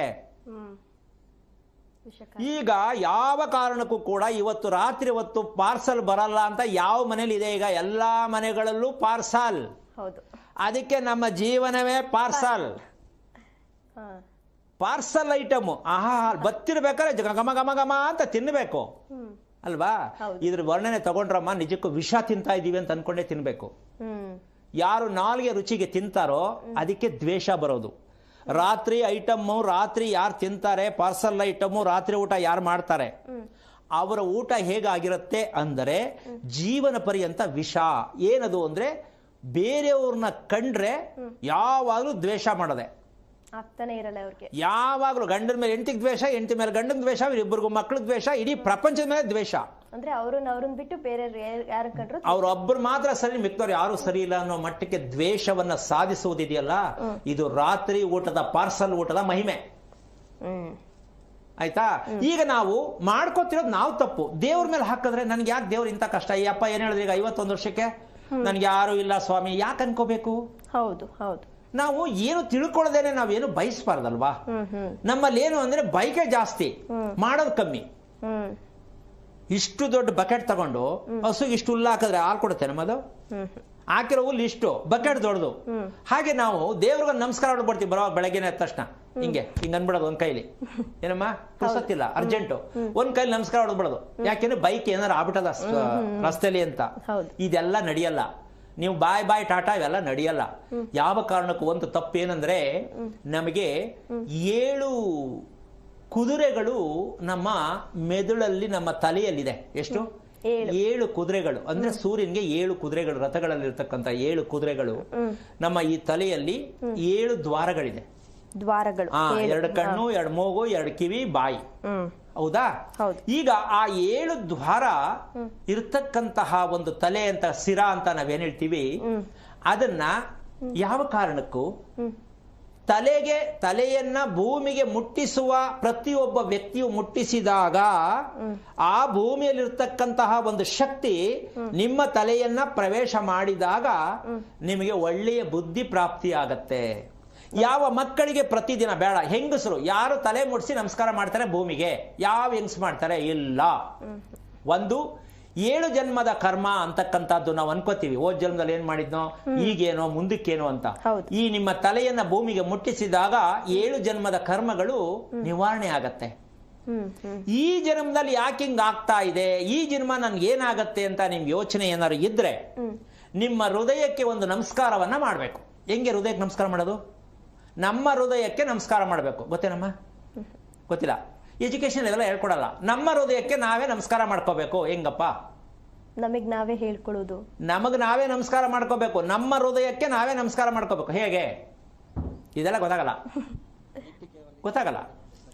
ಯಾಕೆ ಅಂದ್ರೆ ನಮ್ಮ ಹೃದಯದ ಭಾಗದಲ್ಲಿ ಎರಡೂ ಕೈಗಳನ್ನ ಜೋಡಿಸಿ, ಎರಡು ಹೆಬ್ಬೆರಳುಗಳನ್ನ ಹೃದಯವನ್ನ ತಾಕಿಸಿ ಶಿರಬಾಗಿ ನಮಸ್ಕಾರ ಮಾಡ್ತಕ್ಕಂಥದ್ದು, ಹೃದಯದಲ್ಲಿರ್ತಕ್ಕಂಥ ಹಳೇ ಮೆಸೇಜ್ ಎಲ್ಲ ಇರುತ್ತಲ್ಲ, ಗೊಬ್ಬರ, ಅದೆಲ್ಲ ನಿವಾರಣೆ ಆಗತ್ತೆ. ಎರಡೂ ಕೈಗಳನ್ನ ಜೋಡಿಸಿ ಯಾರೇ ಬಂದ್ರು ನಮಸ್ಕಾರ ಮಾಡ್ತಕ್ಕಂಥ ವಾಡಿಕೆ ಮಕ್ಕಳಿಗೆ ಹೇಳ್ಕೊಟ್ರೆ ನೀವು ಈ ಜನ್ಮದಲ್ಲಿ ಏನೇನ್ ತಾಪತ್ರಗಳೆಲ್ಲ ನಿವಾರಣೆ ಆಗತ್ತೆ. ಯಾವ ಮಕ್ಕಳು ನೀವೇ ಸಿಇಒ ಅಂತೀರಾ, ಇನ್ನೇಂಗ್ ನಮಸ್ಕಾರ ಮಾಡಿಸ್ತೀರಾ? ಪ್ರತಿದಿನ ಮಕ್ಕಳಿಗೆ ನಮಸ್ಕಾರ ಮಾಡ್ತಕ್ಕಂಥ ಅಭ್ಯಾಸ, ಹೆಂಡತಿ ಗಂಡನಿಗೆ ನಮಸ್ಕಾರ ಮಾಡ್ತಕ್ಕಂಥ ಅಭ್ಯಾಸ, ಎರಡು ಕೈಯನ್ನು ಮುಟ್ಟಿ ನಮಸ್ಕಾರ ಮಾಡಿ, ಪಾದ ಮುಟ್ಟಿ ನಮಸ್ಕಾರ ಮಾಡಿದ್ರೆ ಎಂತ ಅದ್ಭುತವಾದ ಒಂದು ಶಕ್ತಿ ಚೈತನ್ಯ ಬರುತ್ತೆ ಗೊತ್ತಾ? ಗಂಡನ ಕಾಲು, ಹೆಂಡತಿಯ ಕೈ, ಇದೆರಡು ಸ್ಪರ್ಶ ಆಗ್ಬೇಕು. ಯಾರು ಮಾಡ್ತಾರೆ? ಯಾರು ಇಲ್ಲ. ಬೆಳಗ್ಗೆ ಎದ್ದ ತಕ್ಷಣ ಉತ್ತರ ದಕ್ಷಿಣ ಇರ್ತಾರಲ್ಲ, ಮಾಡೋದಿಲ್ಲ ಬಂತು ಅಲ್ವಾ? ನಾವು ಏನ್ ನಮ್ಮ ದೇಹದ ಬಗ್ಗೆ ಏನ್ ತಿಳ್ಕೊಂಡಿದೀವಿ ಅಂತ ನಮ್ಗೆ ಒಳ್ಳೇದಾಗತ್ತೆ. ನಮ್ಗೆ ದ್ವೇಷ ಯಾಕೆ ಬರ್ತಾ ಇದೆ ಅಂದ್ರೆ, ಒಂದು ನಮ್ಮ ನಾಲಿಗೆಯಲ್ಲಿ ಇರ್ತಕ್ಕಂತಹ ಎರಡು ವಿಧ ಇದೆ. ಒಂದು ಶ್ರೀಮಂತಿಕೆ, ಒಳ್ಳೆಯ ಸಂತಾನ, ಒಳ್ಳೆಯ ಕುಟುಂಬ ಚೆನ್ನಾಗಿರಬೇಕು, ಐಕ್ಯವಾಗಿರಬೇಕು ಅಂದ್ರೆ ನಮ್ಮ ನಾಲಿಗೆಯಲ್ಲಿ ಬರುವ ಪ್ರೀತಿಯ ಮಾತುಗಳಿಂದ ನಿಮ್ಮ ಕುಟುಂಬ ಎಲ್ಲವೂ ಒಗ್ಗಟ್ಟಾಗಿರುತ್ತೆ. ಹೌದಾ? ಪ್ರೀತಿಯ ಮಾತಿನಿಂದ, ಒಳ್ಳೆಯ ಸವಿ ಮಾತಿನಿಂದ ದಾಂಪತ್ಯ ಚಂದ, ಕುಟುಂಬ ಚಂದ, ಸಮಾಜ ಚಂದ, ಪ್ರಪಂಚವೇ ಚಂದ. ಸವಿ ಮಾತು ಇಲ್ಲ ಸಾಂಗ್ ಅಲ್ಲೇ ಕೇಳ್ಕೋಬೇಕು. ಸವಿ ಮಾತು ಸಾಂಗಲ್ ಬರುತ್ತಲ್ಲಮ್ಮ, ಅದ್ ಕೇಳ್ಕೊಂಡು ಕೈ ಕಾಲು ಕುಣಿಸ್ಕೊಂಡು ಕೇಳಿಸ್ಕೋಬೇಕಷ್ಟೇ. ಆದ್ರೆ ನಿಮ್ಮಲ್ಲದು ಬರಲ್ಲ. ಸವಿ ಮಾತು ಒಂದು, ನಾಲ್ಗೆಯಿಂದ ಮೊದಲನೇ ಕೆಲಸ ಯಾವುದು? ಒಳ್ಳೆಯ ಮಾತುಗಳನ್ನ ಆಡ್ತಕ್ಕಂಥದ್ದು. ಜೊತೆಗೆ ಎಷ್ಟು ಚೆನ್ನಾಗಿ ಮಾತಾಡ್ತಾರಲ್ವಾ, ಆ ಮಾತು ಇನ್ ಸ್ವಲ್ಪ ಕೇಳಿಸ್ಕೋಬೇಕಲ್ವಾ, ಈ ಒಂದು ಶಕ್ತಿ ನಾಲ್ಗೆಯಲ್ಲಿ ಇರುತ್ತೆ. ಎರಡನೇದೇನು ನಾಲ್ಗೆದು? ಎರಡನೇ ಕೆಲಸ ಇದೆಯಲ್ಲ, ಇದೆಯಾ ಇಲ್ವಾ? ಎರಡನೇ ಕೆಲಸ ನಾಲ್ಗೆದು ಒಂದು ಮಾತನಾಡೋದು, ಇನ್ನೊಂದು ಕೆಲಸ ಇದೆ ನಾಲ್ಗೆದು ರುಚಿ ತಿನ್ಸುತ್ತಿ, ರುಚಿಯನ್ನ ಬಯಸೋದು. ಇಲ್ಲಿ ಅಮ್ಮ ಕೆಲಸ ಕೆಡೋದು. ನಾಲಿಗೆ ರುಚಿಗಾಗೇ ಇದೆ ಅಂತ ಅನ್ಕೊಂಡ್ರೆ ಹಂಗಂತ ಕೈ ಖಾರ ಹೆಂಗಿರು ತಿನ್ಬಿಡಿ ಅಂತ ಅಲ್ಲ. ದೇಹಕ್ಕೆ ಬೇಕಾದ ರುಚಿಯನ್ನ ನಾವು ಬಯಸ್ಬೇಕೇ ಹೊರ್ತು ನಾಲ್ಗೆ ರುಚಿಗಾಗಿ ಬಯಸಿದಾಗ ನಾವೇನ್ ಮಾಡ್ತೀವಿ ಅಂದ್ರೆ ದ್ವೇಷವನ್ನ ನಾವು ಜಾಸ್ತಿ ಮಾಡ್ಕೋತೀವಿ. ಯಾರನ್ನ ಕಂಡ್ರು ಇಷ್ಟ ಆಗಲ್ಲ, ಪ್ರೀತಿ ಬರಲ್ಲ. ಲವ್ ಮಾಡಿ ಮದುವೆ ಮಾಡ್ಕೊಂಡ್ರು ದ್ವೇಷ ಜಾಸ್ತಿ ಆಗತ್ತೆ. ಲವ್ ಮಾಡುವಾಗ ಗೊತ್ತಾಗಲ್ಲ, ಅದು ಅಡ್ಜಸ್ಟ್ಮೆಂಟ್ ಇರ್ತದೆ. ಮದುವೆ ಆದ್ಮೇಲೆ ಫಿಕ್ಸ್ ಆಯ್ತಲ್ಲ, ಆವಾಗ ಅವ್ರ ಓಪನ್ ಪಿಕ್ಚರ್ ಓಪನ್ ಆಗತ್ತೆ. ಓ ನಾನೇನೋ ಅನ್ಕೊಂಡು ಹೆಂಗಾದ್ನ ಇವನು, ಓ ನಾನೇನೋ ಅನ್ಕೊಂಡಿದ್ದೆ ಉಳಿತರ ಆದ್ಲ, ಆಗ್ತಾನೆ ಪಿಕ್ಚರ್. ಪ್ರಪಂಚವೇ ಚಂದ, ಸವಿ ಮಾತು ಇಲ್ಲ ಸಾಂಗ್ ಅಲ್ಲೇ ಕೇಳ್ಕೋಬೇಕು. ಸವಿ ಮಾತು ಸಾಂಗಲ್ ಬರುತ್ತಲ್ಲಮ್ಮ, ಅದ್ ಕೇಳ್ಕೊಂಡು ಕೈ ಕಾಲು ಕುಣಿಸ್ಕೊಂಡು ಕೇಳಿಸ್ಕೋಬೇಕಷ್ಟೇ. ಆದ್ರೆ ನಿಮ್ಮಲ್ಲದು ಬರಲ್ಲ. ಸವಿ ಮಾತು ಒಂದು, ನಾಲ್ಗೆಯಿಂದ ಮೊದಲನೇ ಕೆಲಸ ಯಾವುದು? ಒಳ್ಳೆಯ ಮಾತುಗಳನ್ನ ಆಡ್ತಕ್ಕಂಥದ್ದು. ಜೊತೆಗೆ ಎಷ್ಟು ಚೆನ್ನಾಗಿ ಮಾತಾಡ್ತಾರಲ್ವಾ, ಆ ಮಾತು ಇನ್ ಸ್ವಲ್ಪ ಕೇಳಿಸ್ಕೋಬೇಕಲ್ವಾ, ಈ ಒಂದು ಶಕ್ತಿ ನಾಲ್ಗೆಯಲ್ಲಿ ಇರುತ್ತೆ. ಎರಡನೇದೇನು ನಾಲ್ಗೆದು? ಎರಡನೇ ಕೆಲಸ ಇದೆಯಲ್ಲ, ಇದೆಯಾ ಇಲ್ವಾ? ಎರಡನೇ ಕೆಲಸ ನಾಲ್ಗೆದು ಒಂದು ಮಾತನಾಡೋದು, ಇನ್ನೊಂದು ಕೆಲಸ ಇದೆ ನಾಲ್ಗೆದು ರುಚಿ ತಿನ್ಸುತ್ತಿ, ರುಚಿಯನ್ನ ಬಯಸೋದು. ಇಲ್ಲಿ ಅಮ್ಮ ಕೆಲಸ ಕೆಡೋದು. ನಾಲಿಗೆ ರುಚಿಗಾಗೇ ಇದೆ ಅಂತ ಅನ್ಕೊಂಡ್ರೆ ಹಂಗಂತ ಕೈ ಖಾರ ಹೆಂಗಿರು ತಿನ್ಬಿಡಿ ಅಂತ ಅಲ್ಲ. ದೇಹಕ್ಕೆ ಬೇಕಾದ ರುಚಿಯನ್ನ ನಾವು ಬಯಸ್ಬೇಕೇ ಹೊರ್ತು ನಾಲ್ಗೆ ರುಚಿಗಾಗಿ ಬಯಸಿದಾಗ ನಾವೇನ್ ಮಾಡ್ತೀವಿ ಅಂದ್ರೆ ದ್ವೇಷವನ್ನ ನಾವು ಜಾಸ್ತಿ ಮಾಡ್ಕೋತೀವಿ. ಯಾರನ್ನ ಕಂಡ್ರು ಇಷ್ಟ ಆಗಲ್ಲ, ಪ್ರೀತಿ ಬರಲ್ಲ. ಲವ್ ಮಾಡಿ ಮದುವೆ ಮಾಡ್ಕೊಂಡ್ರು ದ್ವೇಷ ಜಾಸ್ತಿ ಆಗತ್ತೆ. ಲವ್ ಮಾಡುವಾಗ ಗೊತ್ತಾಗಲ್ಲ, ಅದು ಅಡ್ಜಸ್ಟ್ಮೆಂಟ್ ಇರ್ತದೆ. ಮದುವೆ ಆದ್ಮೇಲೆ ಫಿಕ್ಸ್ ಆಯ್ತಲ್ಲ, ಆವಾಗ ಅವ್ರ ಓಪನ್ ಪಿಕ್ಚರ್ ಓಪನ್ ಆಗತ್ತೆ. ಓ ನಾನೇನೋ ಅನ್ಕೊಂಡು ಹೆಂಗಾದ್ನ ಇವನು, ಓ ನಾನೇನೋ ಅನ್ಕೊಂಡಿದ್ದೆ ಉಳಿತರ ಆದ್ಲ, ಆಗ್ತಾನೆ ಪಿಕ್ಚರ್ ಓಪನ್ ಆಗೋದು. ಆದ್ರೆ ಲವ್ ಅಲ್ಲಿ ಮಾತ್ರ ಅಲ್ಲ, ಅಪ್ಪ ಅಮ್ಮ ನೋಡೋದ್ರಲ್ಲೂ ಇದೇನೇ ಆಗೋದು. ಯಾಕೆ ಅಂದ್ರೆ ನಮ್ಮ ನಾಲಿಗೆಯಲ್ಲಿ ನಮ್ಮ ಆಸ್ತಿ. ನಮ್ಮ ಆಸ್ತಿ ಎಲ್ಲಿದೆ? ನಾಲಿಗೆಯಲ್ಲಿ. ಸ್ಥಿರವಾದ ಆಸ್ತಿ, ಒಳ್ಳೆ ಮಕ್ಕಳು, ಒಳ್ಳೆ ಗಂಡ ಹೆಂಡತಿ, ಒಳ್ಳೆ ಸಂಬಂಧ, ಒಳ್ಳೆ ಸಮಾಜ, ಆಸ್ತಿ ಅಲ್ವೇ ನಮ್ಮ ಇದೆಲ್ಲ. ಸುಮ್ಮನೆ ಕೂತಿದ್ರು ನಿನ್ಗೆ ಬೇರೆಯವ್ರು ಬಂದು ಸಪೋರ್ಟ್ ಮಾಡಿ ಹೆಲ್ಪ್ ಮಾಡ್ತಾರೆ, ಸಹಾಯ ಮಾಡ್ತಾರೆ.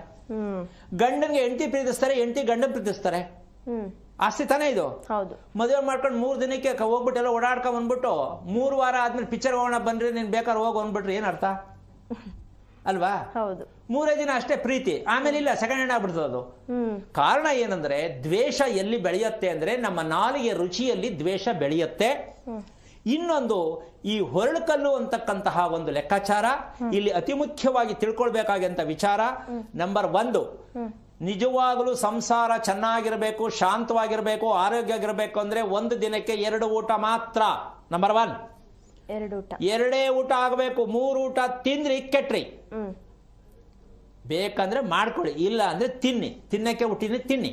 ಆ 2 ಊಟ ಯಾವುದು, ಯಾವ ಪ್ರಕಾರದ ತಿನ್ಬೇಕು ಅದು ತಿಳ್ಕೋಬೇಕು. ಸುಮ್ಮನೆ ಯಾರೋ ತಿನ್ಬಿಡೋದಲ್ಲ. ಊಟದ ಕ್ರಮ ಏನು, ಸಮಯ ಏನು, ಎಷ್ಟು ಗಂಟೆ ಗ್ಯಾಪ್ ಕೊಡಬೇಕು. ಈ 2 ಊಟ ಮಾಡಿದಾಗ ಮನೆಯಲ್ಲಿ ಆರೋಗ್ಯವನ್ನ ಕಾಪಾಡ್ಕೊಳ್ಳೋದಕ್ಕೆ ನಿಮಗ್ ಗೊತ್ತಾಗತ್ತೆ. ನೀವು ಆರೋಗ್ಯ ಚೆನ್ನಾಗಿದ್ರೆ ಕೂಗಾಡಲ್ಲ, ರೇಗಾಡಲ್ಲ, ಯಾರನ್ನ ದ್ವೇಷ ಮಾಡಲ್ಲ, ದೇವ್ರ ತರ ಆಗ್ತೀರಾ. ನಿಮ್ಮ ನೋಡಿ ಅವರು ದೇವ್ರಾಗ್ತಾರೆ. ಓಕೆನಾ?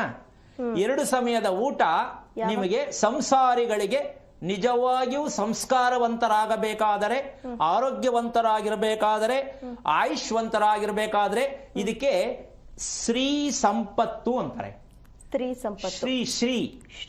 ಶ್ರೀ ಸಂಪತ್ತು, ಸ್ತ್ರೀ ಅಲ್ಲ, ಶ್ರೀ ಸಂಪತ್ತು ಅಂತಾರೆ ಇದನ್ನ. ಊಟದಿಂದ 2 ಸಮಯದ ಊಟದಿಂದ ಸಂಪತ್ತು ನಿಮಗೆ ಅಭಿವೃದ್ಧಿ ಆಗತ್ತೆ ಅಂತಕ್ಕಂಥದ್ದು. ಅದೇನಕ್ಕಪ್ಪ ಸಂಪತ್ತು ಅಂತ ಹೆಸರಿಡಬೇಕು ಅಂತ ನಿಮ್ಗೆ ಅನುಮಾನ ಇದ್ರೆ ಸಮಯ ಬಂದಾಗ ಮುಂದೆ ಹೇಳ್ತೀನಿ ಯಾಕದನ್ನ ಹೇಳಬೇಕು ಅಂತ. ಸದ್ಯಕ್ಕೆ 2 ಸಮಯದ ಊಟ ಕ್ರಮವನ್ನ ತಿಳ್ಕೊಂಡು ಮಾಡ್ತಕ್ಕಂಥದ್ದು. ಆಮೇಲೆ ಕೈ ಕಾಲು ನಡುಕ್ತಕ್ಕಂಥ ಮಟ್ಟಕ್ಕಿದ್ರೆ ಮಾಡಕ್ಕಾಗಬಾರ್ದು. ನಿಮ್ಮ ವಯಸ್ಸೇನು, ನಿಮ್ಮ ಕೆಲಸ ಏನು, ನಿಮ್ಮ ಏನ್ ಮಾಡ್ತೀರಾ ಇದೆಲ್ಲ ತಿಳ್ಕೊಂಡು 2 ಟೈಮ್ ಊಟ ಮಾಡ್ಕೋಬೇಕು. ಮಕ್ಕಳಿಗೂ ಕೂಡ ಕೊಡ್ಬೋದು, ತಪ್ಪಿಲ್ಲ, ಚಿಕ್ಕ ಮಕ್ಳಿಗೆ ಬಿಟ್ಟು. ಈ ರೀತಿ ಮಾಡ್ತಕ್ಕಂಥದ್ದು ಒಂದು. 2ನೇದು ಒರಳುಕಲ್ಲನ್ನ ಬಳಸ್ತಕ್ಕಂತಹ ವಿಚಾರ. ಇದು 2 ಆದಷ್ಟು ಮಟ್ಟಕ್ಕೂ ನೀವು ತಿಳ್ಕೊಳ್ಳೋದೇ ಆದ್ರೆ, ಪ್ರಯತ್ನ ಮಾಡೋದೇ ಆದ್ರೆ ನಿಮಗೆ ಮುಂದೆ ಹುಟ್ಟುವ ಸಂತಾನ, ಈಗುಟ್ಟಿರುವ ಸಂತಾನವನ್ನ ನಾವು ಆಲ್ರೆಡಿ ಅನುಭವಿಸಿದೀವಿ ಅಂತ ಎಲ್ರಿಗೂ ಅನುಭವ ಆಗಿರತ್ತೆ. ಹೌದಾ? ಏನಪ್ಪಾ ಮಕ್ಳು ಹುಟ್ಟಿದ್ರು, ಮಕ್ಳು ಹುಟ್ಟಿಲ್ಲ, ನೀವು ತಗೊಂಡಿರೋದಂಗೆ. ಕಾರಣ ನಿಮ್ಗೆ ಗೊತ್ತೇ ಇಲ್ವಲ್ಲ ಮಗು ಹೆಂಗ್ ಮಾಡ್ಕೋಬೇಕಂತ. ಅದಕ್ಕೆ ಇನ್ಮೇಲೆ ಹಂಗಾದ್ರೆ ಹೆಂಗ್ ಮಾಡ್ಕೋಬೇಕಿತ್ತು ನಿಮ್ ಪ್ರಶ್ನೆಗೆ ಉತ್ತರ ಸಿಕ್ಕಿದೆ. ಅಂದ್ರೆ ತಂದೆ ತಾಯಿ ಮಗು ಮಾಡ್ಕೊಳ್ತಕ್ಕಂಥ ಗಂಡು ಹೆಣ್ಣು ಜ್ಞಾನಾರ್ಜನೆ ಆಗಬೇಕಂದ್ರೆ ಇಬ್ಬರು ತುಂಬಾ ಅತಿ ಮುಖ್ಯವಾಗಿ ಜ್ಞಾನ ಇರ್ತಕ್ಕಂಥದ್ದು ಯಾವುದು ಅಂದ್ರೆ ನಾವು ಆರೋಗ್ಯವಂತರಾಗಿರ್ತಕ್ಕಂಥದ್ದನ್ನ ರಕ್ಷಣೆ ಮಾಡ್ಕೋಬೇಕು. ವೀರ್ಯಾಣುಗಳನ್ನ ರಕ್ಷಣೆ ಮಾಡ್ತಕ್ಕಂಥ ಒಂದು ಶಕ್ತಿಯನ್ನ ನಾವು ಪಡ್ಕೋಬೇಕು. ಅದರಿಂದ ಏನಾಗತ್ತೆ ಅಂದ್ರೆ ನಮಗೆ ಹೇಗೆ ಬಳಸಬೇಕು ಅಂತಕ್ಕಂಥ ಜ್ಞಾನ ಬರುತ್ತೆ. ಮತ್ತೆ ಮಗುವನ್ನ ಮಾಡ್ಕೋಬೇಕಾದ್ರೆ ಇಬ್ಬರು ಕೂಡ ವೀರ್ಯವಂತರಾಗಬೇಕು ಅಂತ ಗಂಡು ಹೆಣ್ಣು ಇಬ್ರು ಸಂಕಲ್ಪ ಮಾಡ್ಕೋಬೇಕು. ಅಂದ್ರೆ ಇಬ್ರು ಆರೋಗ್ಯ ಮಾಡ್ಕೊಳ್ಳೋಣ, ಆರೋಗ್ಯ ಚೆನ್ನಾಗಿ ಮಾಡ್ಕೊಂಡು ಮಗು ಪಡ್ಕೊಳ್ಳೋಣ ಅಂತ ಸಂಕಲ್ಪವನ್ನ ಮಾಡಿ ಮಗು ಪಡ್ಕೊಳ್ಳಿ. ಕುಂತ್ರೆ ಹೇಳಕ್ ಆಗಲ್ಲ, ಎದ್ರೆ ಮಲಕಳಕ್ ಆಗಲ್ಲ, ನಿದ್ದೆ ಬರಲ್ಲ, ಹಿಂಗ್ ಮಗು ಮಾಡ್ಕೊಂಡ್ಬಿಟ್ರೆ ಅದು ಅಳ್ಳಾಡ್ತಿರ್ತದೆ ತಂತಿ ಹಂಗೆ. ಸ್ಪ್ರಿಂಗು ಕೈ ಮುಟ್ಟಿದ್ರು ಭಯ ಎಲ್ಲಿ ಕಳ್ಕೊಂಡ್ಬಿಡ್ತದೋ ಅಂತ ಮಕ್ಳಿಗೆ ಸಿಗ್ತಾ ಇರೋದು ನೋಡ್ತೀನಿ ನಾನು. ಸಾಕಷ್ಟು ಹೋಗ್ತಾ ಇರ್ಬೇಕು ರೋಡಲ್ಲಿ ನೋಡ್ತೀನಿ, ಅಳ್ಳಾಡ್ತಿರ್ತವೆ ಕೈ ಕಾಲು. ಅದು ಎತ್ಕೊಳಕ್ಕೊಂದು, ಅದು ಹಾಕೊಳಕ್ಕೊಂದು ಬೆಲ್ಟು. ಯಾಕ್ರೀ ಕರ್ಮ? ಈ ತರದ ಮಗುನು ಬೇಕಾ ನಮಗೆ? ಬೇಡ ಅಲ್ಲ. ಆದರೆ ಆರೋಗ್ಯವಂತವಾದ ಮಗು ಬೇಕು, ವಯಸ್ಸಿಗೆ ತಕ್ಕಂತೆ ದೇಹ ಇರಬೇಕು, ಇಲ್ಲ ಸುಕ್ಕ ಇಲ್ಲ ದುಮ್ಮ, ಈ 2 ಹಾಕ್ಬೇಕು. ಇದೆಲ್ಲವೂ ಪ್ರಾಶ್ಚಿತ ಆಗ್ಬೇಕು ಅಂದ್ರೆ ನಿಮ್ಮ ನಾಲಿಗೆಯನ್ನ ನೀವು ಮೊದಲು ರಿಪೇರಿ ಮಾಡಿ. ಇದೇ ಪ್ರೋಟೀನ್, ನಾಲಿಗೆಯಲ್ಲಿ ಇರುವುದು ಪ್ರೋಟೀನ್, ಫುಡ್ ಅಲ್ಲಿ ಆಮೇಲೆ. ಈ ಸತ್ಯವನ್ನ ಪ್ರತಿಯೊಬ್ಬರು ಅರ್ಥ ಮಾಡ್ಕೊಳ್ಳಿ ಅಂತ ಹೇಳ್ತಾ ಕಾರ್ಯಕ್ರಮ ಮುಗಿಸ್ತಾ ಇದ್ದೀನಿ. ಜೈ ಶ್ರೀರಾಮ್. ಓಕೆ, ಧನ್ಯವಾದ ಗುರೂಜಿ.